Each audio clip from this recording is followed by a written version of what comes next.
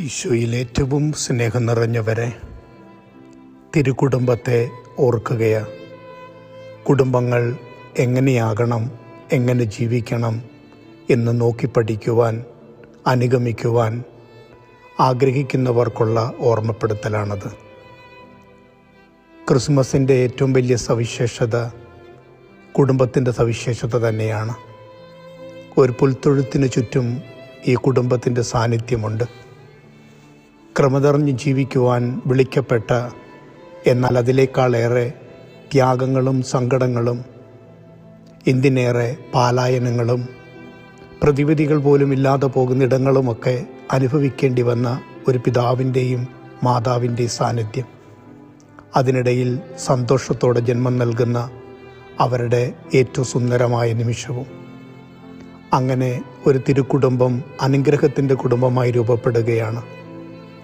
അത്ര എളുപ്പമുള്ളൊരു ജീവിതത്തെക്കുറിച്ചല്ല. ഒരു കുടുംബവും അത്ര പൂർണ്ണതയുണ്ടെന്ന് പറയുവാനും പറ്റുകയില്ല. എന്തുമാത്രം ത്യാഗങ്ങളിലൂടെയാണ് ഓരോ കുടുംബങ്ങളും വാർത്തെടുക്കപ്പെടുന്നത്. അറിഞ്ഞും അറിയാതെയുമൊക്കെ നമുക്ക് വേണ്ടി ഇങ്ങനെ കണ്ണുനീരൊഴുക്കുന്ന, പ്രാർത്ഥിക്കുന്ന, ജീവിതം ത്യാഗത്തിന് വിട്ടുകൊടുക്കുന്ന, വെയിലുകൊള്ളുന്ന, വിയർപ്പൊഴുക്കുന്ന ഒരുപാട് നല്ല മനുഷ്യരുടെ സാന്നിധ്യം ഉൾക്കൊള്ളുന്നൊരിടമാണ് കുടുംബം. പലപ്പോഴും പരാതികളും പ്രയാസങ്ങളുമൊക്കെ ഉച്ചരിക്കപ്പെടുമ്പോഴും ഓർക്കേണ്ടി വരുന്നുണ്ട്, ആരൊക്കെയോ നമുക്ക് വേണ്ടി പ്രാർത്ഥിക്കാനില്ലേ, ആരൊക്കെയോ നമുക്ക് വേണ്ടി പരിശ്രമിക്കുന്നില്ലേ. അവരുടെയൊക്കെ ജീവിതം കൊണ്ട് നമ്മളിന്ന് പ്രകാശപൂരിതരായി ജീവിക്കാനിട വരുന്നുണ്ട്. കുടുംബങ്ങൾ അത് കല്ലും മണ്ണും കൊണ്ട് കെട്ടപ്പെട്ടതിനേക്കാൾ കൂടുതൽ ഹൃദയം കൊണ്ട് കോർത്തിണക്കപ്പെട്ടതായി രൂപപ്പെടേണ്ടിയിരിക്കുന്നു. വെറുതെ ജീവിക്കുന്നു എന്നുള്ളതല്ല, വേണ്ടപ്പെട്ടവരെ പോലെ ജീവിക്കുന്നു എന്നുള്ളതാണ് കുടുംബത്തിൻ്റെ സവിശേഷത. അറിയപ്പെടാത്തവരെ പോലെ പോകരുത്, അറിഞ്ഞു ജീവിക്കുന്നവരെ പോലെ അടുത്തിരിക്കുവാൻ സാധിക്കുന്നിടത്താണ് കുടുംബത്തിൻ്റെ അടിത്തറ. ഓരോ മനുഷ്യൻ്റെയും ജീവിതത്തിൻ്റെ ആരംഭം, അവൻ്റെ കലാലയവും വിദ്യാലയവുമൊക്കെ അവൻ്റെ കുടുംബം തന്നെയല്ലേ. കണ്ടുവളരുന്ന മാതാപിതാക്കളുടെ സ്നേഹവും വാത്സല്യവും മാതൃകകളും അവരുടെ വാക്കും പ്രവൃത്തികളുമൊക്കെ എന്തുമാത്രം പ്രേരിപ്പിക്കപ്പെടുന്നുണ്ട്.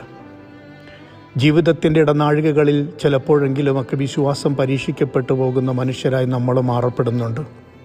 എന്തിനേറെ മാലാഖയുടെ അരുളപ്പാടിൽ അല്പമെങ്കിലും സംശയത്തോടെ കാണേണ്ടി വന്നൊരമ്മയും സ്വപ്നങ്ങളിൽ ഇങ്ങനെ വ്യാഖ്യാനിക്കപ്പെട്ടു പോകുന്ന കാര്യങ്ങളെ സംശയമൊന്നുമില്ലാതെ ഹൃദയത്തിൽ സ്വീകരിച്ചുകൊണ്ട് അതിനുവേണ്ടി ജീവിതം സമർപ്പിച്ച ഔസേപ്പിതാവും അവരുടെ ജീവിതത്തിൻ്റെ ഏറ്റവും നന്മയായി മാറപ്പെടുന്ന യേശുവും നമ്മളിങ്ങനെ പഠിപ്പിക്കുകയാണ്. ചിലപ്പോഴൊക്കെ മറന്നു പോകുന്നൊരു കാര്യമുണ്ട്. ഇങ്ങനെ കാത്തിരിക്കുവാനും സ്നേഹിക്കുവാനും ഓർമ്മപ്പെടുത്തുവാനും അന്വേഷിക്കുവാനും വിളമ്പിത്തരുവാനും വാരിച്ചേർത്ത് പുണരുവാനുമൊക്കെ നമുക്കാരെങ്കിലുമൊക്കെ ഉണ്ടാവുന്നത് എത്ര ഭാഗ്യമാണ്. അതില്ലാതെ പോകുന്ന മക്കളോട് ചോദിക്കുമ്പോൾ അതിൻ്റെ വ്യസനങ്ങൾ പറഞ്ഞു തരും. വിലപ്പെട്ടതായി മാറപ്പെടട്ടെ നമ്മുടെ കുടുംബങ്ങൾ, എല്ലാം വേണ്ടപ്പെട്ടവരായി രൂപപ്പെടട്ടെ. മതിൽക്കെട്ടുകൾ കൊണ്ട് അകലം പ്രാപിക്കുകയല്ല, മനസ്സുകൊണ്ട് അടുപ്പം പ്രാപിക്കുന്നിടങ്ങളായി കുടുംബങ്ങൾ മാറണം. അതാണ് തിരുക്കുടുംബത്തിൻ്റെ ഏറ്റവും വലിയ മഹനീയത എന്ന് പറയുന്നത്. ആരും പൂർണ്ണരല്ല, ഒരു കുടുംബവും പൂർണ്ണതയുള്ളതുമല്ല. ഒരുപാട് പ്രയാസങ്ങളും സങ്കടങ്ങളും നിരാശകളും ആകുലതകളും കെട്ടുറപ്പില്ലായ്മകളും അഭിപ്രായ ഭിന്നതകളും ഒക്കെ ചേരുന്നതാണ് കുടുംബം. എന്നാലും മനസ്സിലാക്കുവാനുള്ള മനസ്സും ചേർന്നു പോകാനുള്ള ഹൃദയവും തിരുത്തുവാനുള്ള ഇടങ്ങളും ഉൾക്കൊള്ളുവാനുള്ള ഹൃദയവിശാലതയും അംഗീകരിക്കുവാനുള്ള ആദരവുമുണ്ടെങ്കിൽ ഏതു കുടുംബവും അതിൻ്റെ ഏറ്റവും നന്മയിൽ തിരുക്കുടുംബമെന്ന് വിശേഷിപ്പിക്കാം. അങ്ങനെ ഒരു കുടുംബമായി മാറപ്പെടേണ്ടവരാണ് നമ്മൾ, അതിലൂടെ ജീവിക്കേണ്ടവരാണ് നമ്മൾ, അതിന് മാതൃക നൽകുന്നവരാണ്. തർക്കിക്കുവാൻ പോലും ഇടം കൊടുക്കാതെ നിശബ്ദതയിൽ പോലും ജീവിതം അനുഗ്രഹമാണെന്ന് കരുതുവാൻ പഠിക്കുന്ന ഔസേപ്പിതാവും അരുളപ്പാടുകൾക്കൊക്കെ അർത്ഥമുണ്ടെന്നറിയുന്ന പരിശുദ്ധ അമ്മയും നമ്മളത് പഠിപ്പിക്കുന്നുണ്ട്. നമുക്ക് വേണ്ടി ജീവിതം വിട്ടുതരുന്ന പ്രിയപ്പെട്ടവരെ ഓർക്കാം. അവരുടെ വിയർപ്പും സ്നേഹവും ആദരവും നമുക്ക് ഓർക്കാം. ചിലപ്പോൾ തിരുത്തലുകളൊക്കെ നല്ലതാണെന്ന് നമുക്ക് തിരിച്ചറിയാം. അവരുടെ സാന്നിധ്യം നമുക്കെന്തുമാത്രം ആനന്ദം നൽകുന്നുണ്ട്. കണ്ണുള്ളപ്പോൾ അതിൻ്റെ വിലയറിയാതെ പോകുന്നെന്ന് പറയുന്നത് പോലെ ചിലതൊക്കെ നഷ്ടപ്പെടുമ്പോഴാണ് അവരുണ്ടായിരുന്നെങ്കിലെന്ന് ആലോചിച്ചു പോകുന്നത്. അതുകൊണ്ട് സ്വർഗതുല്യമായി കാണേണ്ട ഇടങ്ങളായി കുടുംബങ്ങൾ മാറപ്പെടട്ടെ.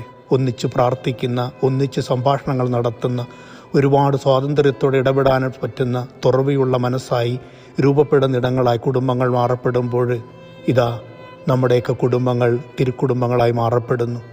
ഒരു പുൽത്തൊഴുത്തിൽ നാം കണ്ടുമുട്ടുന്ന ഔസ്യപിതാവിൻ്റെയും മാതാവിൻ്റെ നടുവിൽ പുഞ്ചിരി തൂകുന്ന ഉണ്ണീശോയെ പോലെ കുടുംബങ്ങളിൽ നമ്മളുമൊക്കെ നക്ഷത്ര വിളക്കുകളായി മാറപ്പെടട്ടെ. തിളങ്ങി നിൽക്കേണ്ട മനുഷ്യരാണ് നമ്മൾ, മങ്ങിപ്പോകേണ്ടവരല്ല. ആയതിനാൽ തിരുക്കുടുംബത്തിൻ്റെ മഹനീയ മാതൃക നമ്മുടെയൊക്കെ കുടുംബങ്ങളെ മഹനീയമാകട്ടെ, മഹത്വമുള്ളതാക്കട്ടെ എന്ന് പ്രാർത്ഥിക്കാം. ആമേൻ.